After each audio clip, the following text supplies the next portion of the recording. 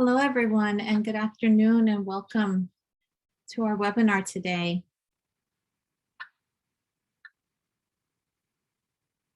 Welcome again to Enhancing Mental Health Services for the Hispanic and Latinx Community. This is session 2, Intersecting Realities and the Diversity within the Hispanic Latinx Community, Implications for Research and Practice in Mental Health.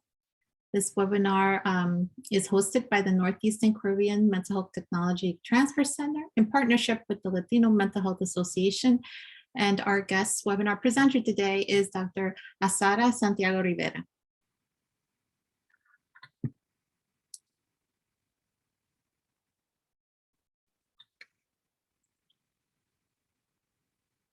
So a little bit about us. The MHTTC is funded by the Substance Abuse and Mental Health Services Administration to enhance the capacity of the behavioral health and other related workforces to deliver evidence-based and empirically supported practices to individuals with mental illnesses. Please visit the MHTTC Network website for additional information at mhttcnetwork.org. And if you're interested in staying up to date with the events and products that the Northeastern Caribbean Mental Health Technology Transfer Center is providing, we ask that you please sign up to receive our email communications. You can sign up at the bit.ly link provided on the screen. And we will also share this in our chat box for you.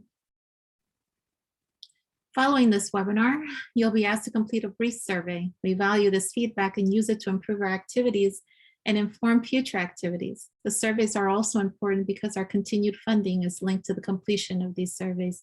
So we thank you in advance for your feedback.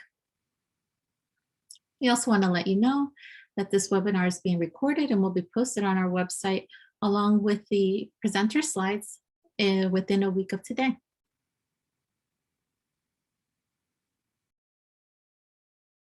This presentation was prepared for the Northeastern Caribbean Mental Health Technology Transfer Center under a cooperative agreement from the Substance Abuse and Mental Health Services Administration, or SAMHSA.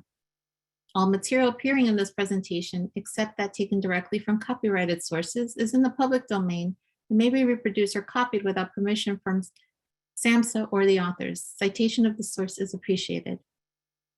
Please do not distribute or reproduce this presentation for a fee without specific written authorization from the Northeastern Caribbean Mental Health Technology Transfer Center. At the time of this presentation, Miriam Delphin-Rittman served as Assistant Secretary for Mental Health and Substance Use at SAMHSA. The opinions expressed herein are the views of the speakers and do not reflect the official position of the Department of Health and Human Services, or SAMHSA. No official support or endorsement of DHHS, SAMHSA for the opinions described in this presentation is intended or should be inferred. We encourage you to interact with our presenter during the webinar by using the chat feature. Please post any comments or questions you have in the chat, and I will collect your questions as we go and ask them of the presenter during the Q&A time towards the end of the presentation. During the webinar, our presenter may pose questions or poll questions to you. So we ask you to please use the chat feature or answer any poll questions using the pop-up poll menus. The MHTTC network uses affirming, respectful, and recovery-oriented language in all activities. This includes language that is strength-based and hopeful, inclusive and accepting of diverse cultures, genders, perspective, and experiences, language that is healing-centered and trauma-responsive, language that invites individuals to participate in their own journeys, language that is person-first and free of labels, non-judgmental and avoids assumptions, and language that is respectful, clear, and understandable, and consistent with our actions, policies, and products. As a reminder, all participants today will receive a certificate of completion and a link to access the Zoom recording and presenter slides within 7 days of this webinar broadcast. Also, we want to remind you that we do not issue CEUs, but you will receive the presenter slides and a certificate of completion in the event you would like your credentialing agency to review the material. I'd also like to introduce the Latino Mental Health Association of New Jersey. They're our proud partners for us today. They were founded in 1999. The Latino Mental Health Association of New Jersey is committed to addressing the mental health needs and well-being of the Latina, Latino, or Latinx communities by supporting mental health professionals across all disciplines through the advancement of training, treatment, research, mentorship, and advocacy. To this end, the association will promote, provide, and participate in ongoing interprofessional competence, interagency collaboration, and community engagement. On this slide, you will see their social media handles on Instagram, Twitter, and YouTube. They also have a YouTube channel, as well as a Facebook and LinkedIn page. And you can look them up under Latino Mental Health Association of New Jersey, or you can also scan the QR code that you see on your screen. We encourage folks to register and become a member, and the perks of membership include an access to their listserv, a discounted rate to programs and annual conference and networking opportunities, and of course, fostering a sense of community. The Latino Mental Health Association also has upcoming events, such as this ongoing webinar series with our center, the MHTTC. They also conduct a networking event and an annual conference scheduled for February 2023, and additional webinars that will be announced in the listserv. So now let's begin our webinar. We have with us Dr. Azara Santiago Rivera. Dr. Santiago Rivera serves as a coordinator of the Masters of Arts in Counseling Psychology at Felician University, located in Lodi, New Jersey. Also, she earned the status of Emeritus Professor and was the director of the Clinical Mental Health Counseling Program in the Department of Psychology at Merrimack College. Before joining Merrimack Community, she held academic appointments at the Chicago School of Professional Psychology as the chair of the counseling department in August 2011, and became Dean of Academic Affairs in August 2013 until 2015. Dr. Santiago Rivera served as the Associate Dean of the School of Education, University at Albany, New York, from 2001 to 2004. Among outcomes of her work were initiatives to advance early career faculty with a focus on publishing, teaching strategies, and tenure and promotion processes. In addition, she also held faculty positions as a professor at the University of Wisconsin-Milwaukee from 2004 to 2011, and assistant and associate professor at University at Albany, New York. Her publications and research interests include multicultural competencies in the counseling profession, bilingual therapy, Latinx adults and depression, and the impact of environmental contamination on the biopsychosocial well-being of Native Americans. Her current work involves assessing depression in Latinx adults and the challenges associated with the use of translated measures from English to Spanish. She is a co-author of 3 books, over 50 peer-reviewed articles and book chapters, and has given over 120 presentations and workshops at local, national, and international conferences, universities, and organizations. She has held leadership positions in professional organizations such as the Vice President of the Latino Interest Network of the Association of Multicultural Counseling and Development, the AMCD, and the President of Counselors for Social Justice, CSJ, within the American Counseling Association. She is a past president of the National Latino or Latina Psychological Association, and she is the founding editor of the Journal of Latinx Psychology and is a fellow of Divisions 45 and 17 of the APA. In 2014, Dr. Santiago Rivera received the APA Presidential Citation for outstanding contribution to the profession. Currently, Dr. Santiago Rivera is the president of the Latino Mental Health Association of New Jersey and is the treasurer-elect of the American Association of Hispanics in Higher Education. So now we'll turn it over to our webinar presenter. Again, we want to welcome everyone and welcome Dr. Santiago Rivera. Oh, thank you, Kathy, for that pretty extensive review of my background. I certainly appreciate the opportunity to be with you today. And I think the topics that we will talk about today are exciting, innovative, and you know, it's just sort of like a pleasure to talk about intersectionality, which is I guess, the central theme of my presentation today. What I'd like to do is share my slides with you. So let me share my screen.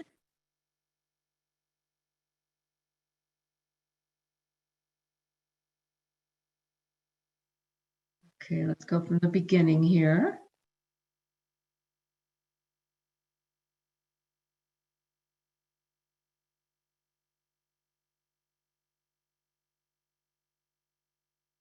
Okay, here we go.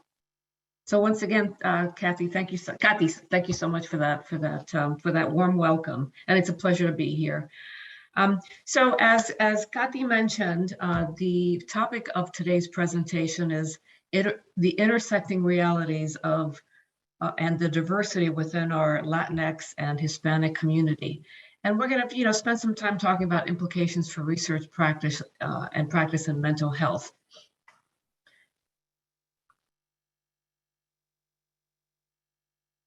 So let me start with,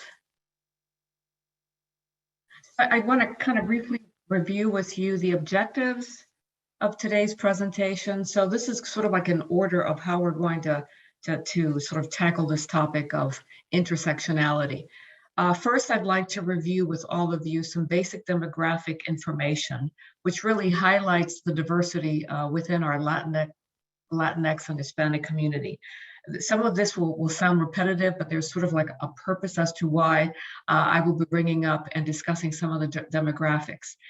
In addition to that, we're going to segue into what's called social determinants of health. And we're going to talk about a variety of social determinants of health and their relationship to health and mental health among the Latinx Hispanic population. Then we're going to illustrate the social determinants of health, basically their utility and their potential limitations. And that will kind of set the stage for our discussion about intersectionality as a framework for understanding and responding to health inequities. Okay, so it is about unpacking through intersectionality some of the issues and factors that contribute to health inequality, right, and disparities. And so we're going to start talking about the intersectionality as a framework, and then we're going to talk about some factors that contribute to trauma and the importance of including trauma history in such a framework. It'll make sense as we get closer to this discussion.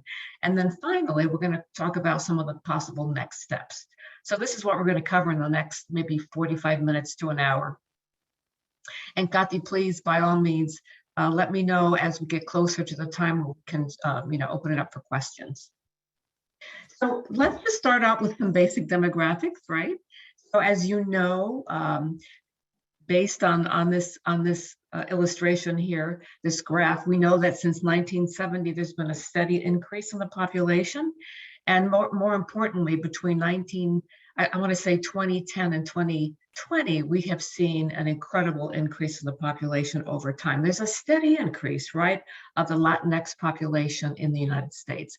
We're at 62 million as of 2020. I think actually we're closer to 63 million, but nonetheless, the takeaway here is that there's a steady increase since 1970. That's 50 years of growth over time, which is pretty significant.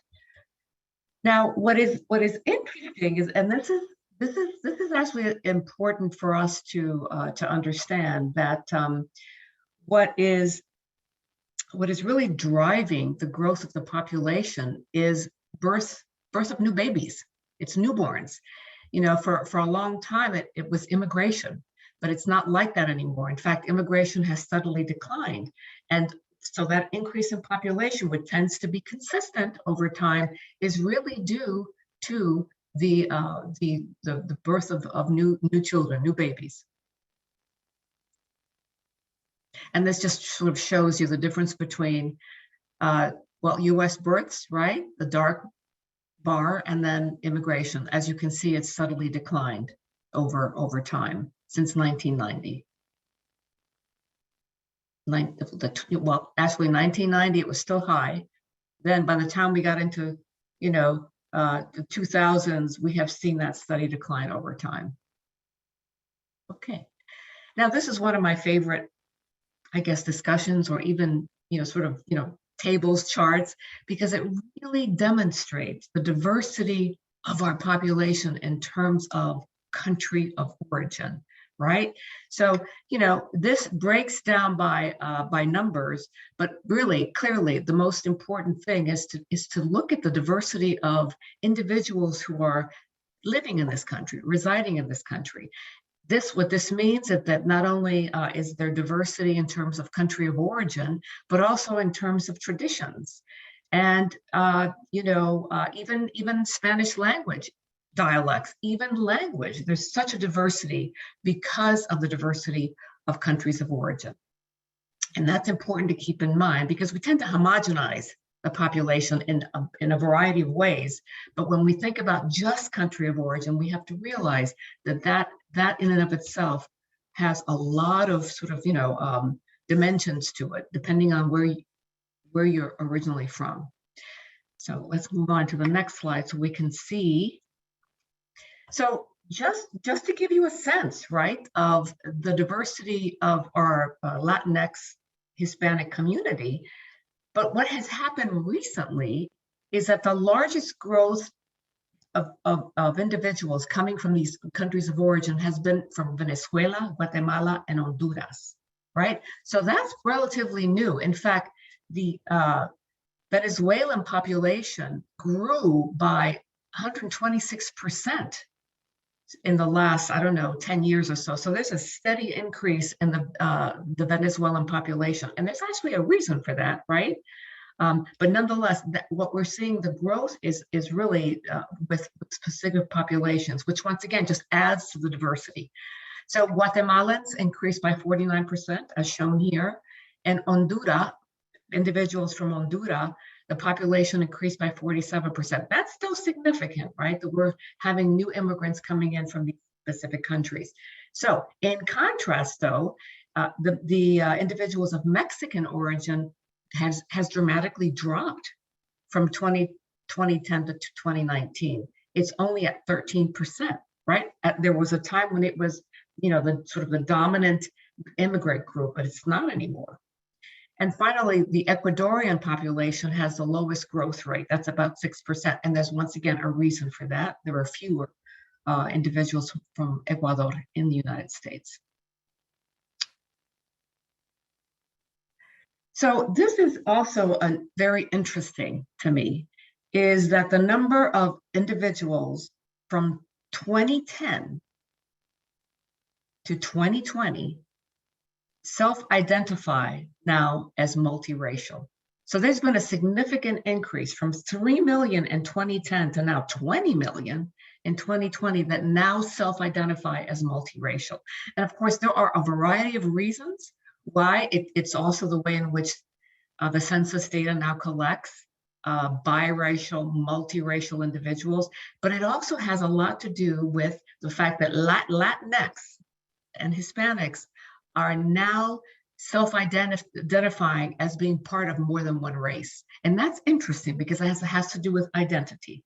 And we'll get back to this in a minute when we talk about intersectionality. But this is an important piece of information for all of us, is the increase in self-identified multiracial Latinx Hispanic individuals. Another piece of information, which we probably know this, but it's always to put it in context, is citizenship, right? 4 in 5 Latinos in the US as of 2019, not too long ago, are citizens, are US citizens. Of course, that's about 80% of the population, which is significant. And it's increased, it continues to increase. That also consists of individuals born on the island of Puerto Rico, because as you all know, being born on the island of Puerto Rico, because it's a commonwealth of the US, you are born a US citizen. And it also includes individuals born to parents who are US citizens, but are abroad, and also immigrants who are naturalized citizens. So that 80% is pretty diverse as well, okay? And then I have here listed, just for informational purposes, is that Spaniards, okay, the rate of citizenship is now at 93%, Panamanians 88%, Mexicans 81%, at the highest rates of citizenship. And of course, Honduras and Venezuela makes sense, right? That they're lower, and once again, because they're the most recent immigrants to this country. Okay, so for all of us, once again, understanding the immigration patterns, right? You can see here that immigration has fallen dramatically, pretty significantly since 2007. And that's important because we tend to continue to think that the number of recent immigrants is really high, and it continues to, what fuels the population growth. And it's not. It's actually the opposite. As I mentioned, it's newborns in the US that is driving the increase in the population.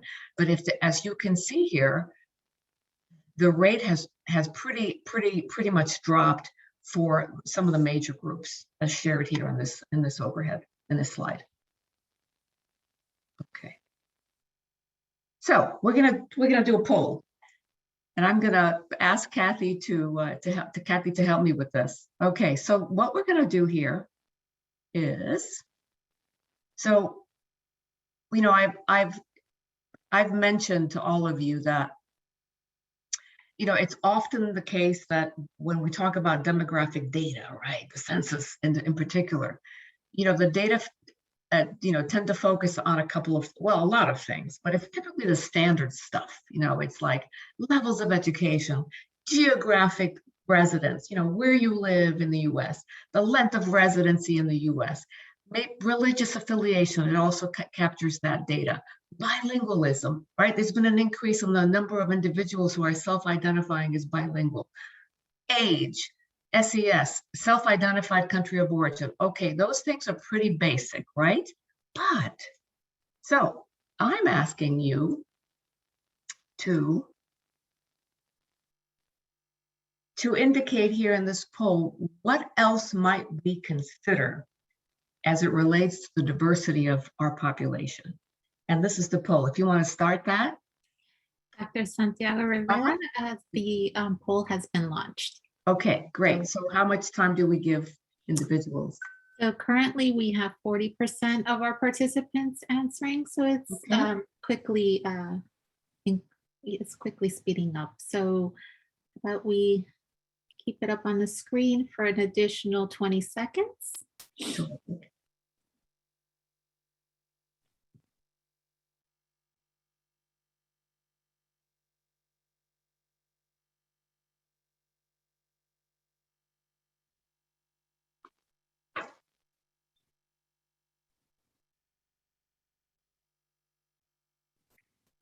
Okay, at this time, I'm going to close the poll and share the results. Thank you. Do I stop sharing my screen?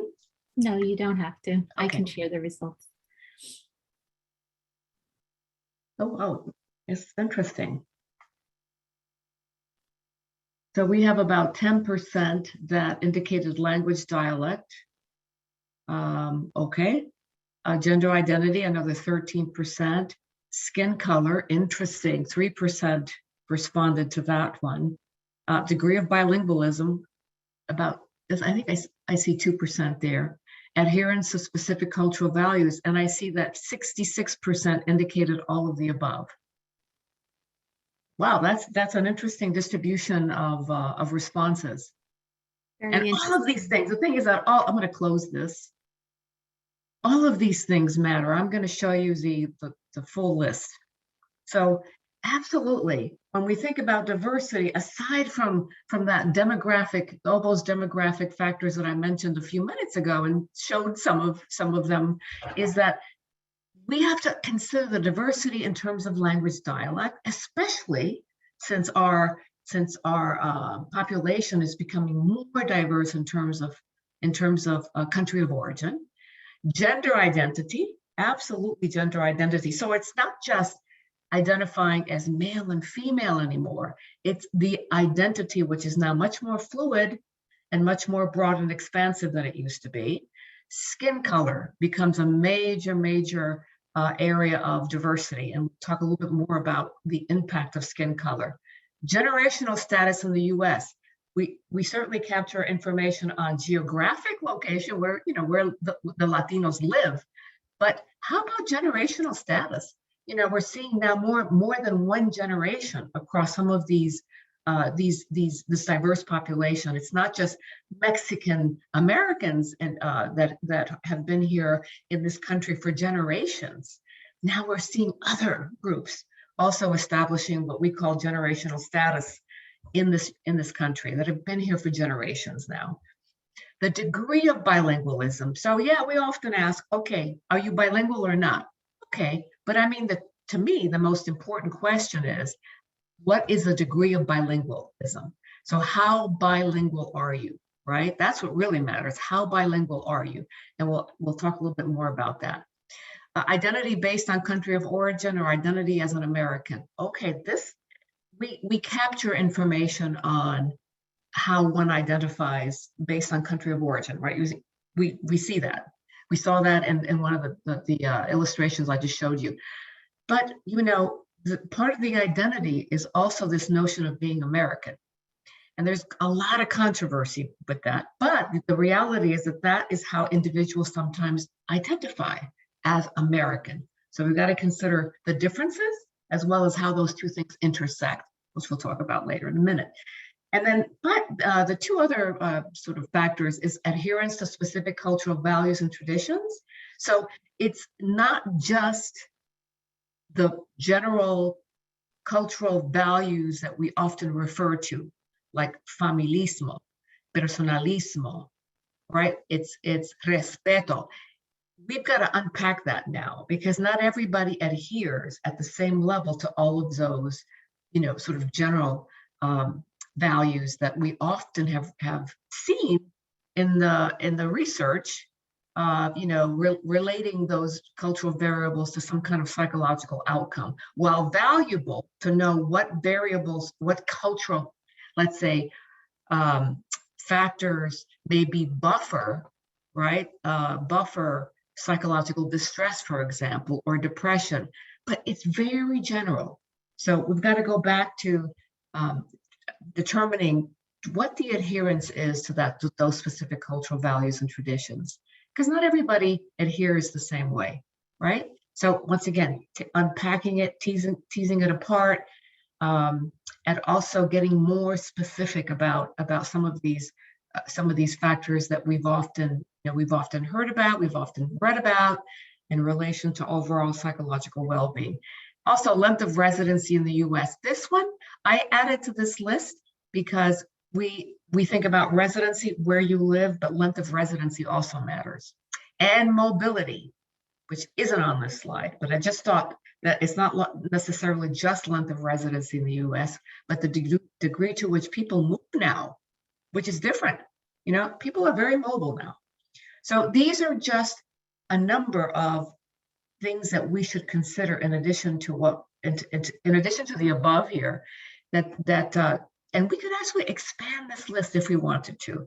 But the idea is to demonstrate, the takeaway here is that we now have to consider other dimensions of the individual and other factors that can contribute or can be related to health outcomes.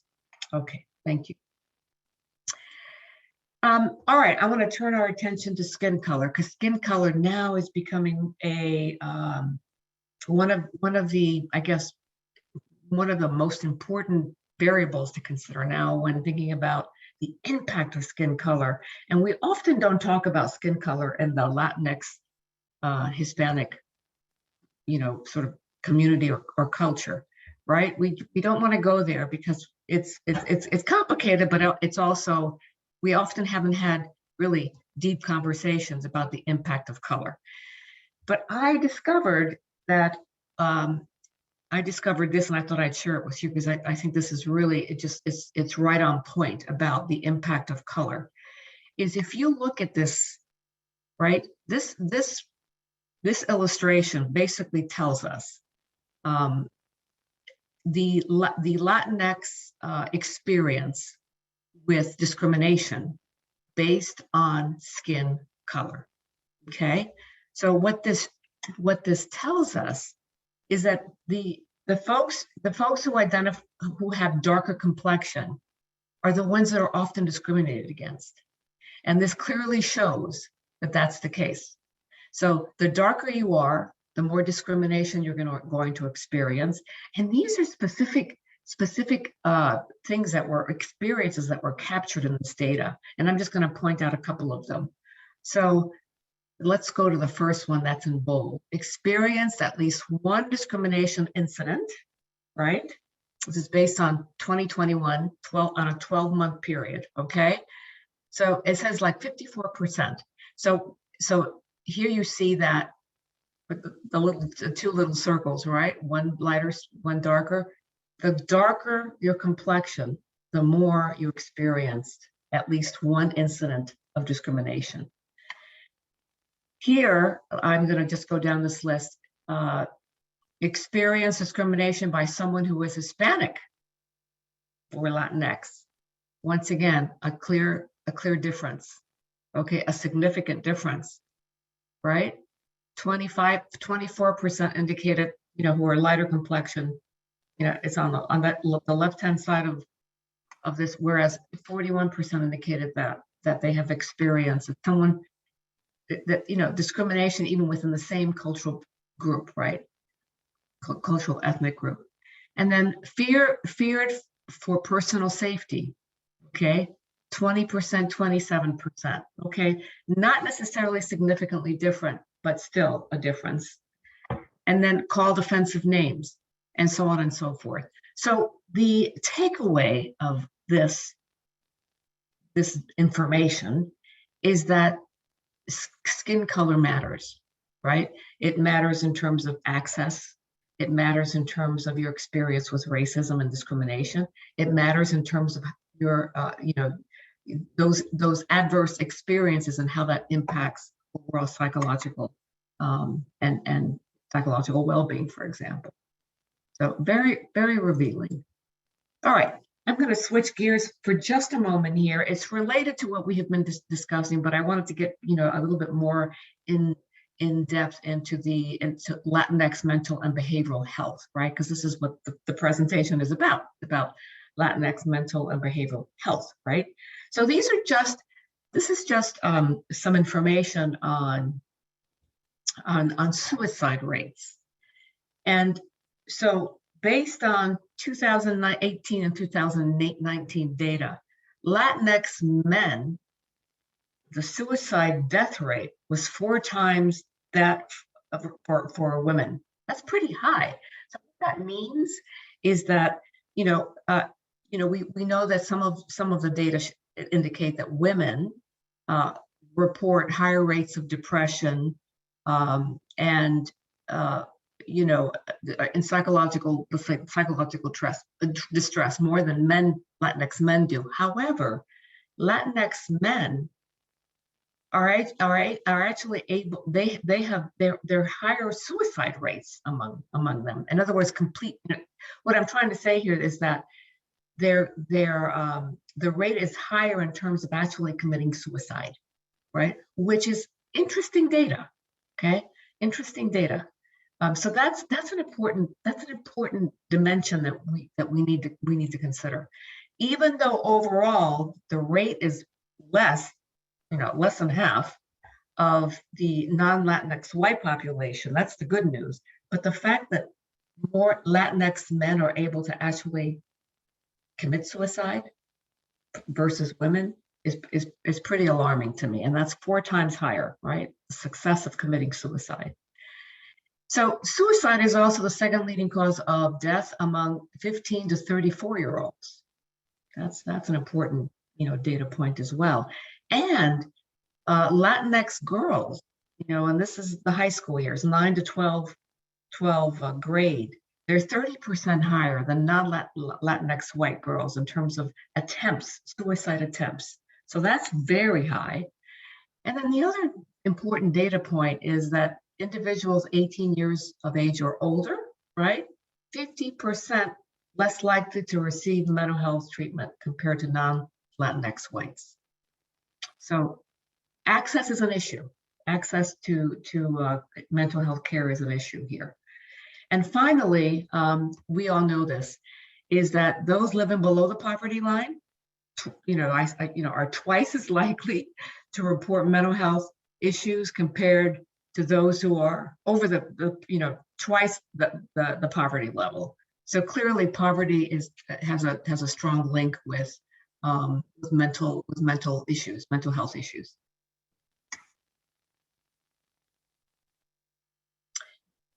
All right. So when we talk about health among the Latinx, Hispanic community, we also need to think about what's called social determinants of health, right? There's been a lot of research examining different sort of components, dimensions, and of social determinants of health, and relating that to overall quality of life, as well as a whole host, a range of health issues.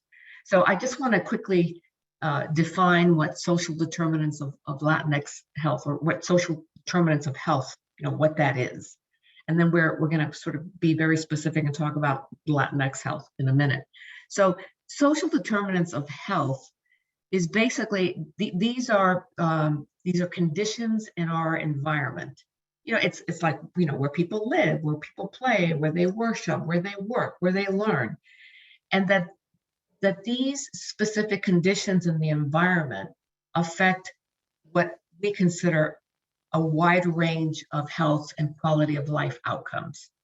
Okay, so the research that's focused on determining what those social determinants of health in relation to health outcomes, this sort of way of examining how the environment, different parts of the environment affect an individual and affect their quality of life, right? This research also is able to determine what those risk factors are, and also how those risk factors, right, are associated with disparity. And I'll give an example, and we're going to go over some examples in a minute. But so typically, when we think about Latinx health, certain things pop up. Immigration status, that's a big one. But we think about immigration status as a social determinant of health, and we've done a lot of work to associate and find out how the immigration status has an impact on quality of life, for example, or overall health, right? Employment conditions, right? That's another big one. Income level, pretty obvious that income is an important social determinant of health. And education, right? We talk about education, how that has an impact. Neighborhood safety, okay, that's a little more specific, but neighborhood safety has also been associated with quality of life outcomes. Health access, relationship status, and we could go on. There are many others, but the takeaway here is to share with you that these factors are critical for us to understand, and how they, in fact, can tell us more about our community's overall health and well-being. Okay, so that's really the takeaway message there. But hold on to that thought for a moment, because what I want to share with you is how these social determinants of health among our Latinx communities have been studied. So social determinants of health in relation to LGBTQ plus, okay, social determinants of health in terms of major health issues like diabetes, cardiovascular disease, obesity is another big one. Also, these social determinants of health in relation to depression, overall adolescence and mental health. Remember, I shared with you that Latinx girls, 9th through 12th grade, have higher rates of suicide attempts, right, compared to Latinx white girls. So a big push has been, really is to understand the relationship between Latinx adolescents' mental health and what social determinants contribute to that high rate of suicide attempts. HIV is another big one. And finally, well, there are a couple of other ones here, but certainly COVID, with the current COVID pandemic, well, we know that the COVID pandemic has exacerbated health disparities, right, among our populations and our communities. So clearly COVID is another big one. And then also social determinants of health, and also how that impacts mental health stigma, right? The whole notion of stigma. So these are just examples of how those social determinants of health have been examined, and why this kind of work is so important, because it has made an important contribution for us to, unpack how these specific groups, these specific conditions are impacted by these social determinants of health, right? That have to do with things in the environment. That's really the key. Things that are in the environment. So I'll give an example. There are two examples here that I'd like to share with you.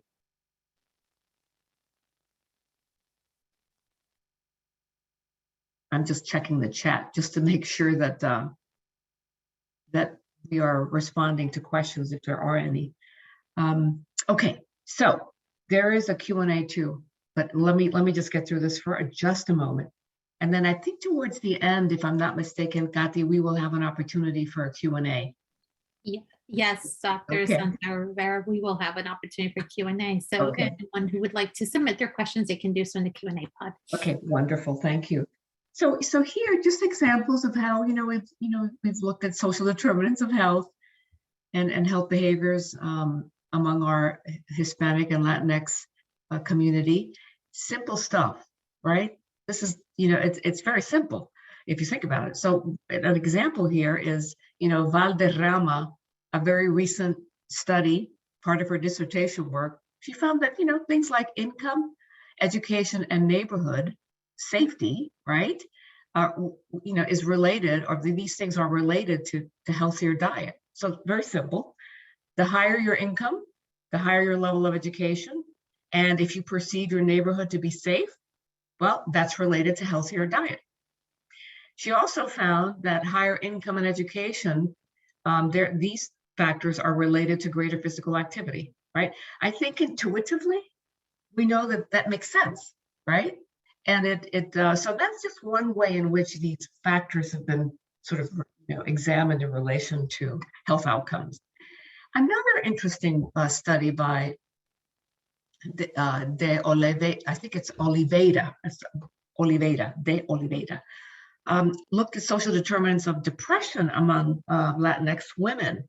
And she, this study was a little bit more comprehensive in the sense that a number of different things were examined. So for example, the intrapersonal, she calls it intrapersonal, but she looked at income, education, health status, health insurance, employment status, acculturation, which we'll talk about in a little bit, why that variable, while important, it doesn't answer everything, right? And also looked at these interpersonal factors like relationship status, whether you're living with a partner or not, living with children, all of these things. She examined them in relation to depression, and she found some interesting things. Women who had higher levels of education had lower levels of depression. Women who lived with partners had lower levels of depression. And, once again, self-perception, women who actually reported good to very good health had lower levels of depression. Now, once again, intuitively you go, well, so what's so fascinating about that? Well, what's good about it, or important, the value of it, is that we're now, we're looking at these factors in the environment that have an impact on health. That's the plus, that's the value, that's the utility, why this work is important. But one of the limitations, the major limitation of this work, is that they're looking at very general things, and it's still not giving us an opportunity to examine how things in the environment that promote racial inequality, or things in the environment, like institutions that serve as barriers, have an impact on depression and overall health. So we're looking at these factors. It's giving us some information, but it's not enough. It's not enough. And that's the takeaway here. It's valuable, but it's just not enough. So this is how, so just hold on to that thought, because that's gonna sort of provide the foundation for the intersectionality framework, which we will talk about in a little bit. Okay, how are we with time, Kathy? You're doing very well with time. We're doing well with time. Okay, great, thank you. So just add to the mix to make things more complicated, okay, is, especially in our community, the importance of examining trauma, right? That trauma is one of the major sort of concepts that is often left out of this kind of research, right? Trauma history. And so I have provided some examples here of experience and factors that actually contribute to trauma, right? And that's poverty, okay, different experiences with different, forms of violence, right? Experiences with racism, sexism, homophobia, etc. Verbal, physical, sexual, mental, spiritual abuse. Colonialism, we never think about that. Undocumented status, we know a lot about that. We've heard a lot about that, how that contributes to trauma. Immigration and separation from family, once again, that's something that we're familiar with. Negative experiences with law enforcement and the criminal justice system. Once again, we're sort of familiar with that as well. Pandemics like COVID-19, recent phenomenon, it's caused a lot of trauma, right? And then there are other events such as natural disasters, for example, that are traumatic. We often don't think about trauma as being that diverse. And this list, we could easily expand it to more. But the idea, I think we all get we got this idea that trauma is a lot of different things.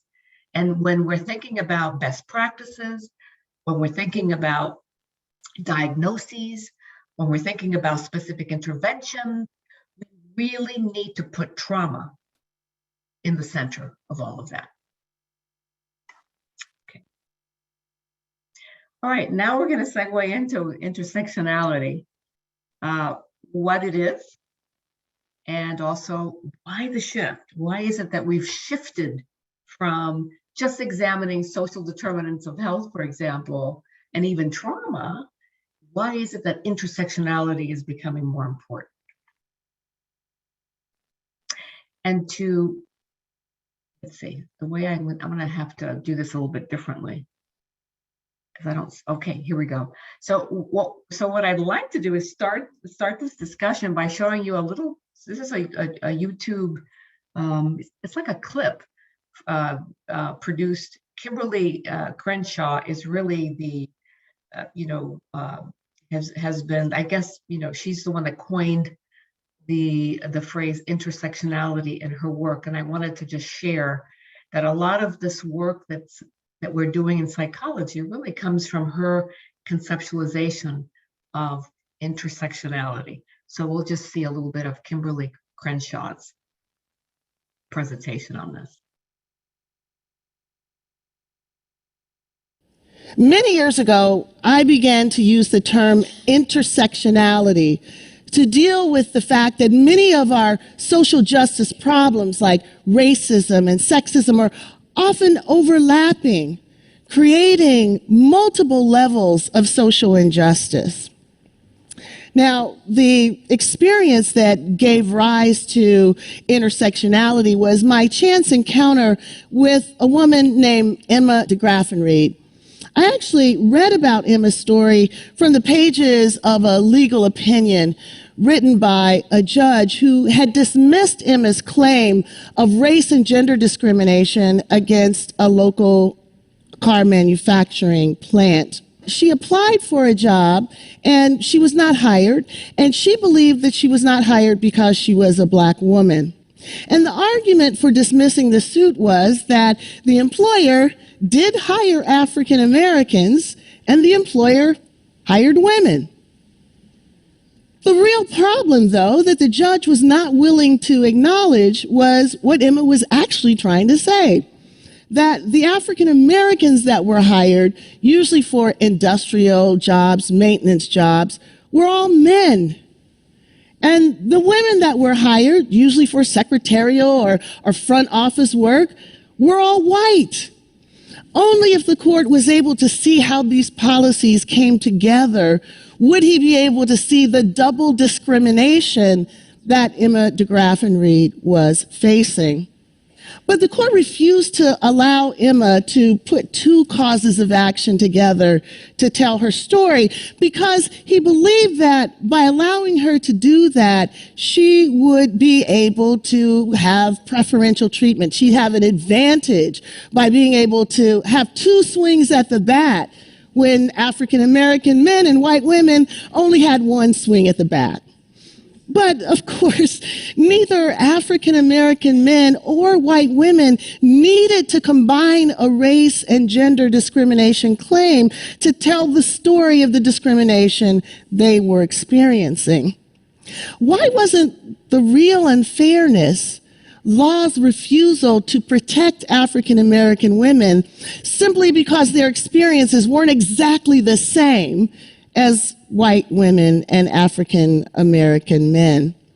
Rather than broadening the frame to include African American women, the court simply tossed their case completely out of court.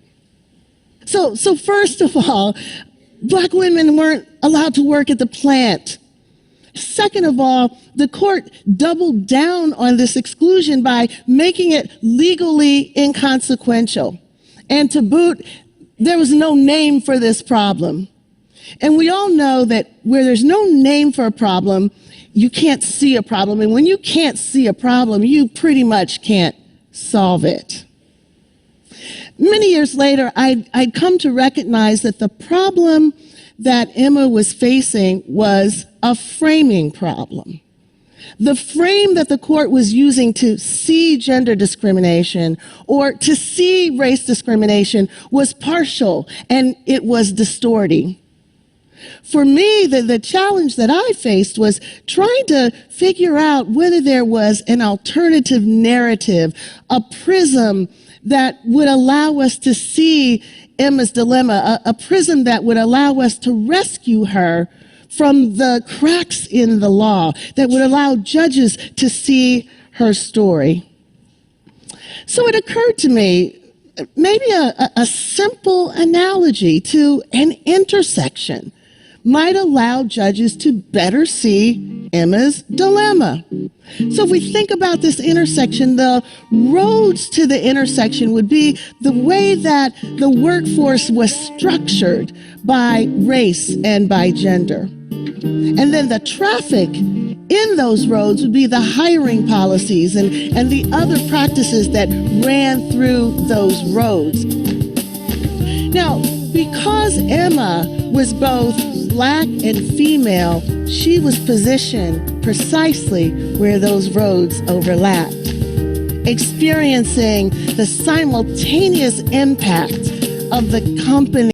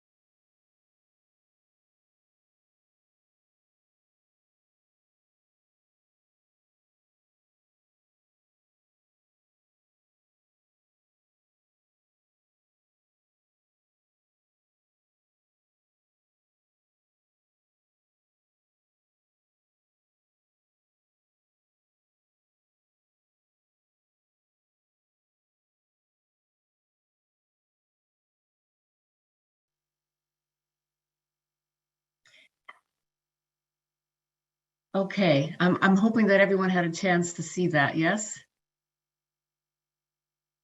Yes, it came through Okay. very clearly. Wonderful, wonderful. I always have to ask that question because technology sometimes doesn't work in our favor. So just to, briefly sum up Beverly, her sort of, explanation of intersectionality. So it really has emerged as an important framework, right, to understand and respond to health inequities. So, and what it does, it makes visible the interconnected structure of power that creates these health inequities or inequalities. That's really what intersectionality does. So it also helps us to understand the dynamic nature of the privileges and the disadvantages that permeate health systems and also, affect health.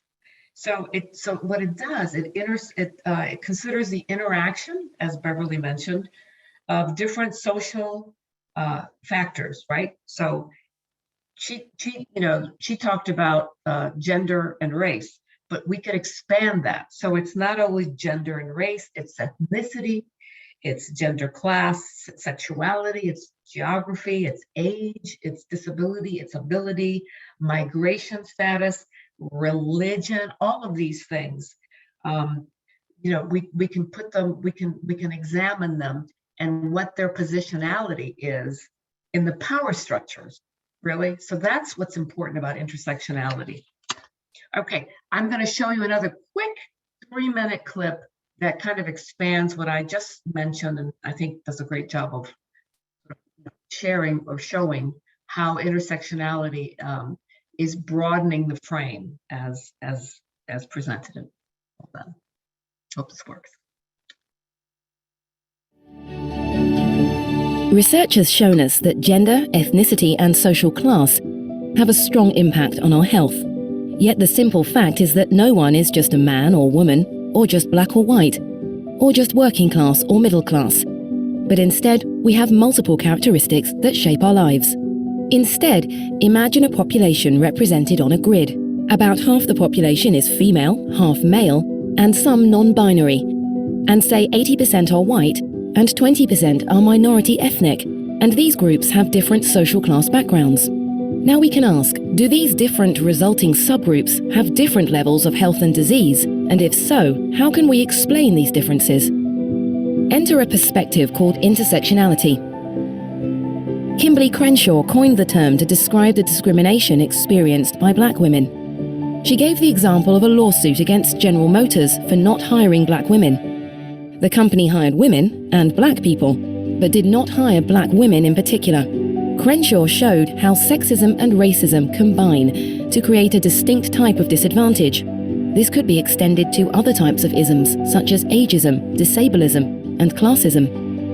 Together, these different types of discrimination result in varying forms of advantage and disadvantage, which can lead to differences in health. To understand why discrimination is important for health, it's useful to think of the role of social institutions such as schools, hospitals, or the legal system. These institutions control who enters them and the experiences that they have there. Working class children are underrepresented among university students, and black men are overrepresented in prison. Discrimination in the criminal justice system, the education system, and in society more widely is a key reason why we see such differences. In fact, any social institution, like employment or housing, can unfairly discriminate on the basis of multiple social characteristics. We know that social institutions are key determinants of health, and this helps to explain health differences based on gender, ethnicity, and other social characteristics. However, we do need to be careful and remember that people are hugely diverse. For example, white middle-class men are on average healthier than, say, black working-class women, but there is still lots of overlap between these two groups. This overlap is also important to keep in mind because experiences of sexism can unite all women, regardless of their ethnicity and social background. Racism, ageism, and other isms can also unite people to bring about social change. Yet, as Crenshaw showed, if we do not consider intersectionality, we may miss how interlocking forms of discrimination create new inequalities. So far, researchers and public health professionals have paid little attention to intersectionality. There has often been an assumption that one size fits all, and discrimination is rarely seen as an explanation of health differences. Yet we are now starting to see signs that more and more intersectionality is being taken seriously. To find out more about how you can incorporate intersectionality in your own work, please follow the links we have posted below.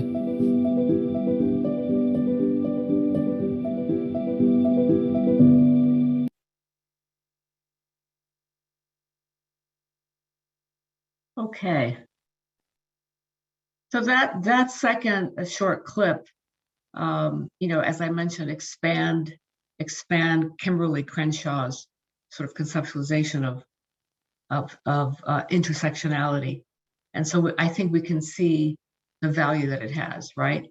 So to sum it up, this is what we can call intersectionality. It is a framework, and it does focus on ways that institutional and social forces, such as, like we just heard, things like racism, sexism, classism, gender, transphobia, for example, how all of those things interact with individual dimensions of identity.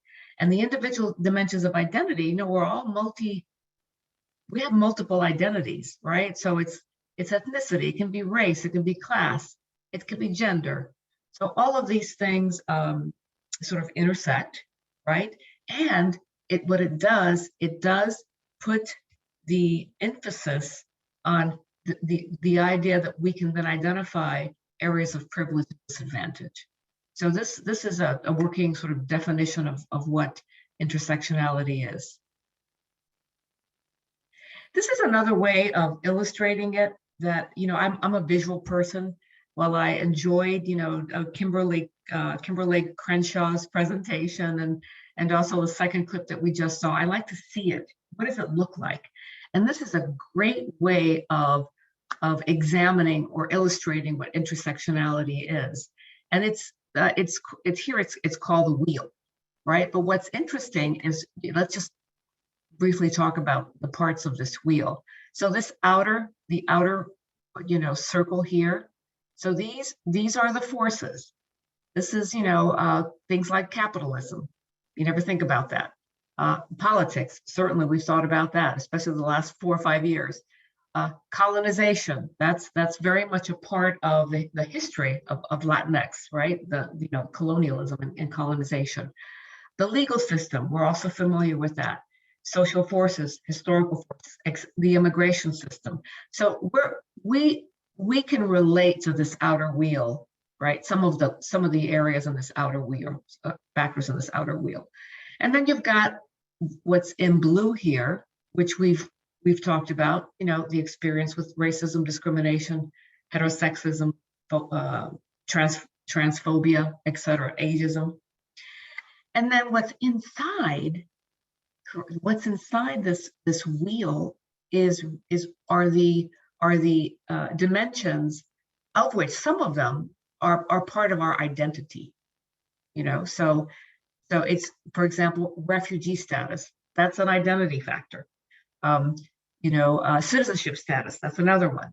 Our gender. That's another one. Our class background, our age, our social status, our sexuality. All of these are identity dimensions that one needs to consider. So I think this sort of illustrates not only the complexity, but also how these things work together.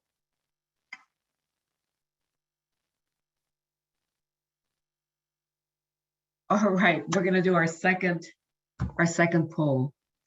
So let's explore.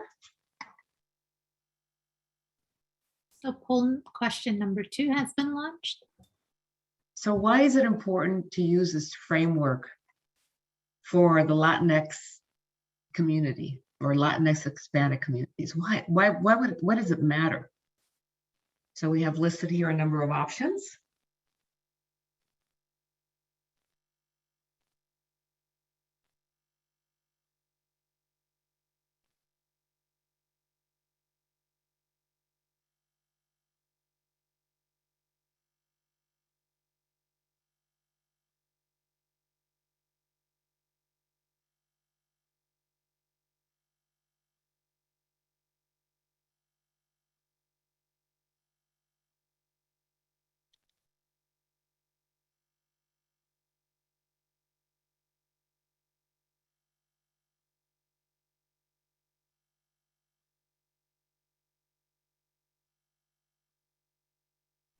Okay, I will be closing the poll questions in 10 seconds.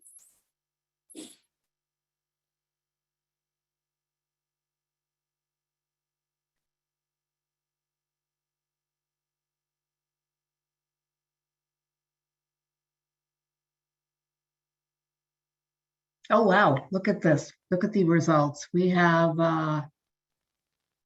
one, I guess, one person who indicated it helps reduce health disparities. Absolutely. We have identify systems of inequality that perpetuates disadvantage. Yes, that's right on point. And of course, the majority of the folks, 88%, indicated all of the above. Absolutely, it is all of the above. Okay, great. So let's close that. And so in addition to helping to reduce health disparities, which we've spent some time talking about, the idea that it identifies systems of inequality, right? That actually, perpetuates disadvantage. We can probably identify specific institutions that continue to perpetuate disadvantage. And it also helps us to capture what we consider the unique life experience of individuals, because it's now much broader, right? So that's a key one. The one that I didn't put up in that poll is this last one here, and this is where we can think about intersectionality and psychological outcomes, for example, which then will inform treatment interventions. But this to me is one of the major reasons why intersectionality is so important. So for a long time, and it's still apparent, it's still part of the training of mental health professionals in this country, because we use a Eurocentric model of training in this country to train clinicians. Okay, we do use that Eurocentric model, unfortunately. But the other thing too is that oftentimes the training that I'm a trainer. That's my job. I've been doing this for many, many years. I, train competent clinicians at the master's and doctoral level. We often focus on pathology. We work very hard to train our trainees, our students, to be experts in diagnoses. Okay, that's what we do, and then from there we develop interventions.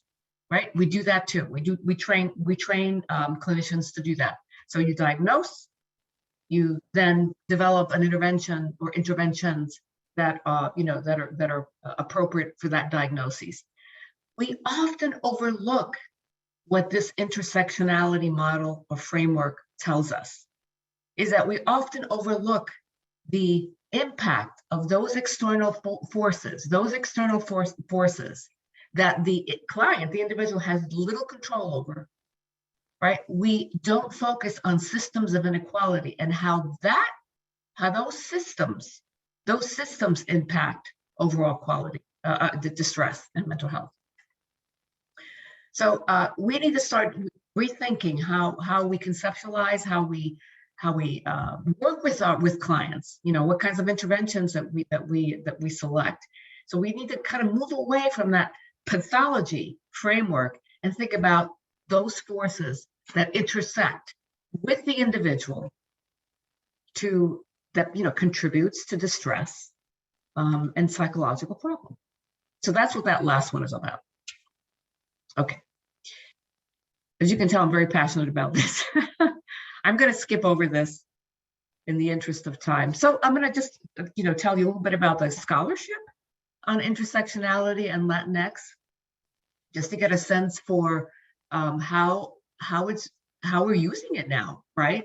And it's really the impact is pretty significant, and in terms of unpacking specific sort of issues, like, let's say, intimate partner violence, right? IPVs, right? And we've looked at that, and Latinas.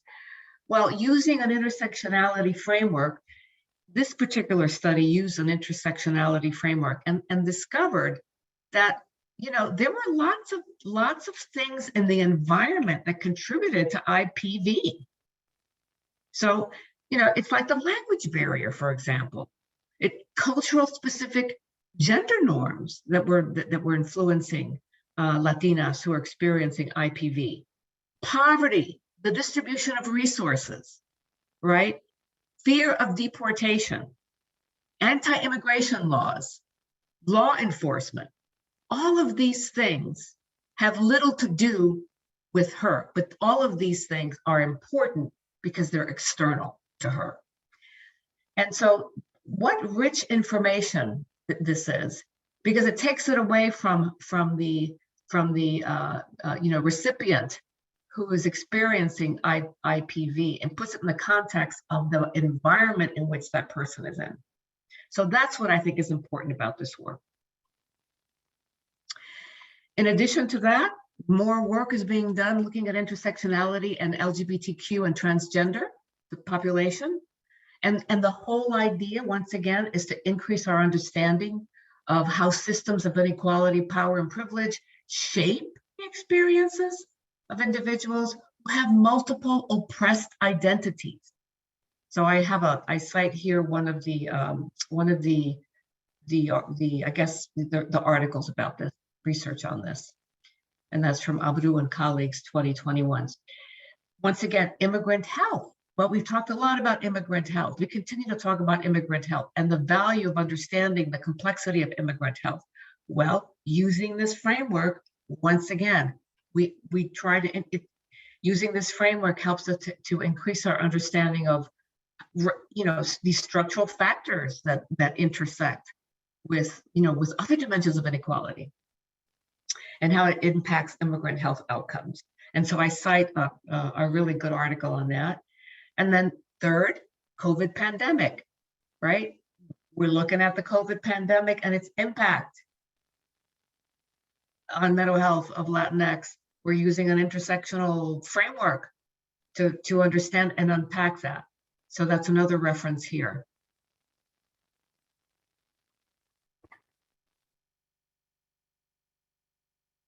So as I mentioned earlier, the intersectionality is also being looked at in terms of therapy, as I mentioned earlier. And so Adames and colleagues have written a lot about the use of intersectionality.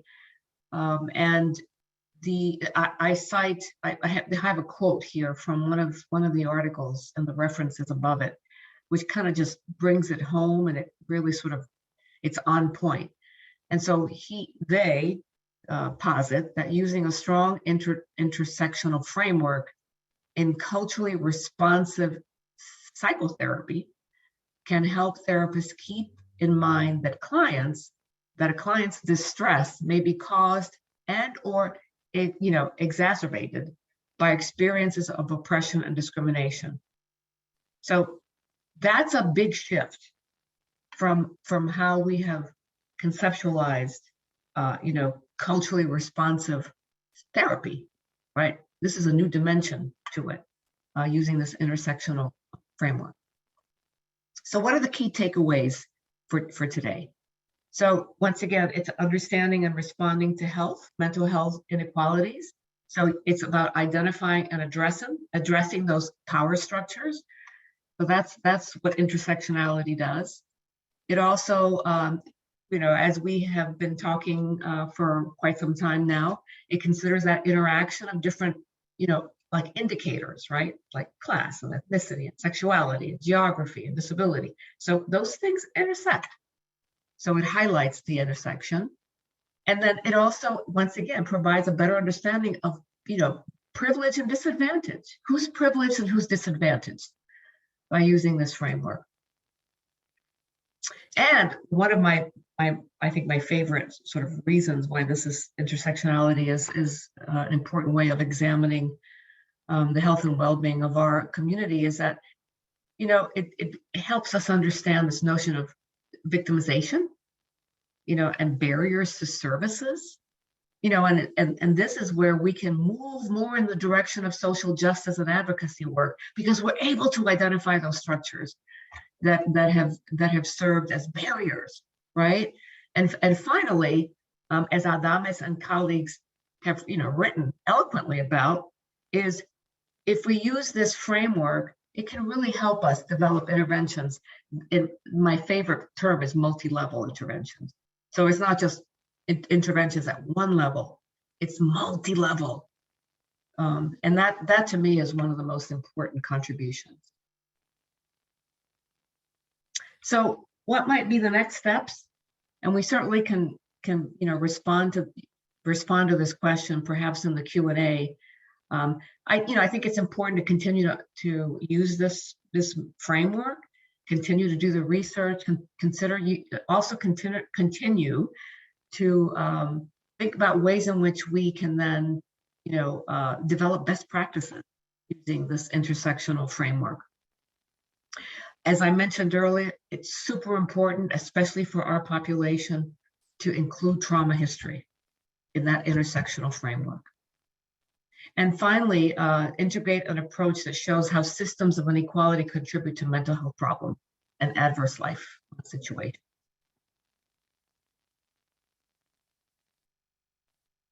Okay, that's the end of today's presentation. So I'm happy to open it up to questions. I think we have maybe, I don't know, 10 minutes or so. Yes, thank you, Dr. Santiago Rivera. We have a few questions in our Q&A pod. I want to say thank you again to everyone who has listened and participated. We had a lot of comments in the chat as well. And thank you, Dr. Azara, for providing us with this wonderful wealth of information, and again, unpacking intersectionality as it relates to Latinx mental health. We do have a few questions, and I'm going to, just in the interest of time, also share the screen for our evaluation. So while we answer questions, you can also complete the evaluation that survey that we have as part of this presentation. Oops, I went over that slide. Going back. So one of the questions we have in the Q&A pod was, in your opinion, what would be the role of social media among young Latinos, or as it relates to mental health, I assume? Oh, the role of social media. Oh my, there's so much potential there. And so whoever asked that question, one of the PowerPoint slides that I didn't show is it's a clip on intersectionality, Latinx, and social media. So I really would like for you, you're going to have access to this, so take a look at that. There's a lot of potential, because there are different ways of which we can use this intersectionality framework, not just in psychology and clinical practice. It's a model that you can use in other ways, and so the platform can allow it to reach a broader audience. And that to me is important too. Is reach, these things, this intersectionality framework, it's relatively new, and there's always room for improvement and expanding it. But it's not just keeping it in sort of one discipline or one area. It's really using this for other issues, other problems, other groups, other professions. So yes, social media, there's a lot of opportunity there.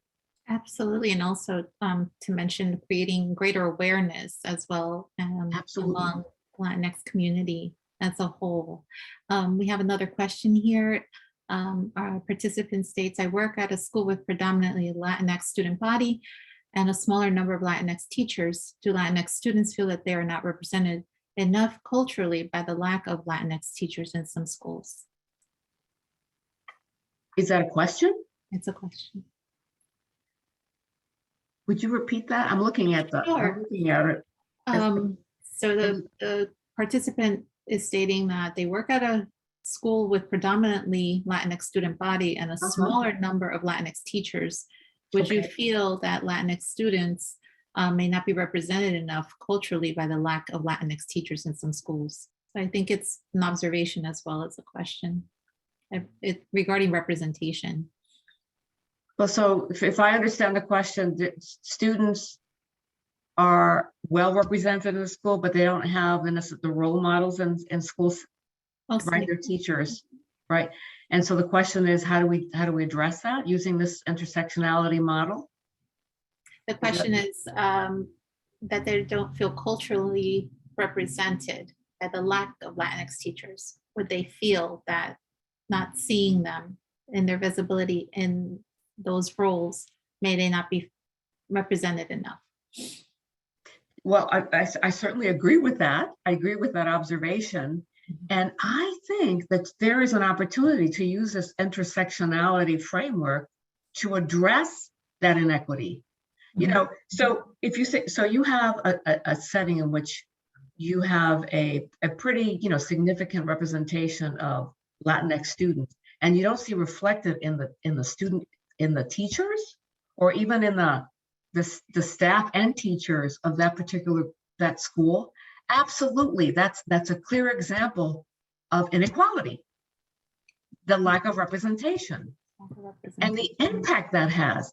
So you can think about, the impact that has on learning, the impact that it has on, let's say, role models, lack of role models.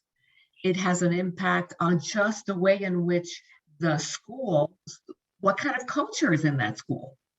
If there isn't representation of the student body in that school, there is a culture in that school. Is that culture matched with the cultural, beliefs and values of the students who attend that school? See, to me, that's a cultural barrier. So there are ways that you can use this. You have to kind of be creative on how you unpack it, but absolutely, identity, the multiple identities. So yes, to answer your question, I think it's a great observation, and I think you can use parts of this, model to address it with the administrators and the people in positions of power at Absolutely. the school. Yes. Thank you. Our next question is, can you talk a little bit about the ways in which classism and racism affects folks within Latinx communities, such as white Latinx versus Black and Brown Latinx, educated versus uneducated, in quotes, and ways in which it impacts mental health? Oh, this is we could probably have a whole presentation on this very thing, right? So the diversity within, in terms of, we talked about, skin color, right? I mean, the darker you are, the more experience you have with racism and discrimination. When you combine classism and racism, and then even add, other racism, add the intersection of education, what do you think that does to an individual in terms of identity? Just think about that for a minute. The negative, the adverse health effects of that combination of low levels of education, you are dark skinned, and you are in a lower class. Just imagine the barriers that individual is going to face just by virtue of those three things. You add age, you can add gender to that. So yes, to sort of answer your question. If you think about how these things are interconnected, and how the systems of oppression, view them, then you realize the lack of access that individual is going to have. Just imagine you're born into poverty, and you are dark.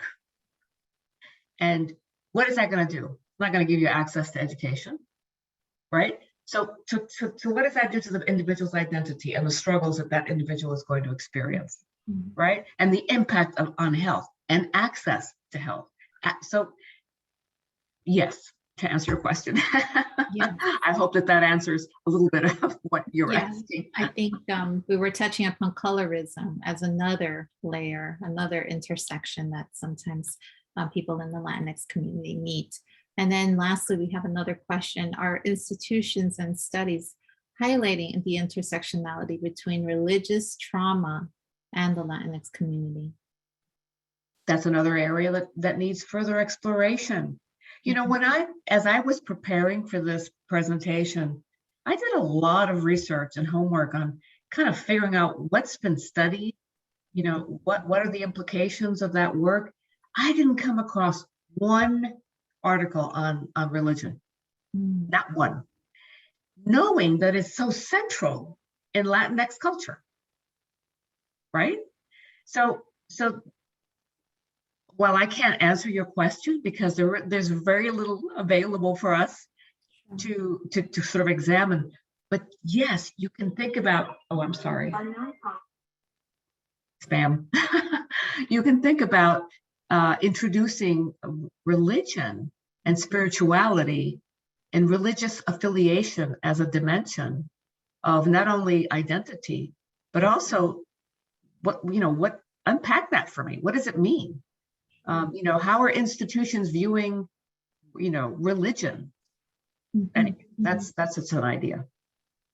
Thank you so much. Again, I just wanted to, in the interest of time, and there's so many, I know there's so many wonderful comments, and if you have any questions, I will put my email in the chat. And that being said, we hope that everyone will join us for our third and final session in this series. It is scheduled for May 10th at the same time, 12 to 1:30. And then we also want to remind our participants that we do have a podcast. It's titled Toward Wellness and Recovery, and it's part of our Flourishing at Work webinar series. It's a monthly webinar that we host, and you can search for this podcast on Spotify, Apple Music, and Podbean. Again, we want to thank Dr. Azara Santiago Rivera for joining us to provide us with this webinar today, and for your partnership in the Latino Mental Health Association of New Jersey, in your partnership in delivering this wonderful webinar to our participants and the behavioral health care workforce. You're very welcome. My pleasure. Thank you all. And we hope to see you at session 3. And we hope that you also stay safe and well and have a wonderful rest of your day. Bye-bye. Bye, everyone. Okay. We'll be in touch, Kathy. Okay. Bye-bye.